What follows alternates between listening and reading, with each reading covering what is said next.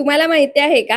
मुलांच्या शाळा सुरू झाल्या की सकाळी उठलं की सर्वात आधी पडणारा प्रश्न तो म्हणजे मुलांच्या टिफिनला पोळी भाजी सोडून दुसरं काय असं पौष्टिक द्यायचं की मुलं सुद्धा आवडीने खातील आणि टिफिन पूर्ण संपवून आणतील.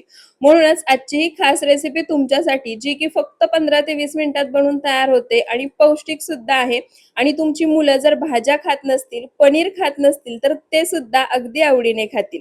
पण त्याआधी रेसिपी व्हिडिओ सेव्ह आणि शेअर करून ठेवा.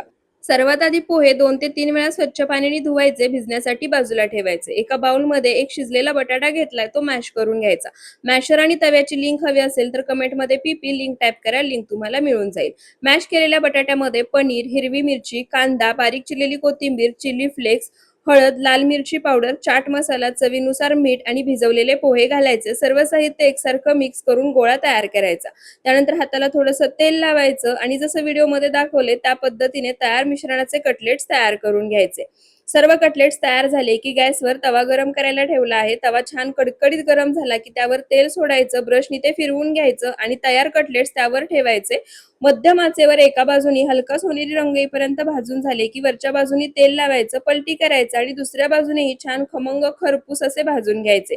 सर्व कटलेट्स याच पद्धतीने तयार करायचे. एखाद्या चटणी सोबत किंवा टोमॅटो केचप सोबत मुलांना टिफिनला द्यायचे. एकदा नक्की बनवून पहा आणि व्हिडिओ आवडला असेल तर फॉलो नक्की करा.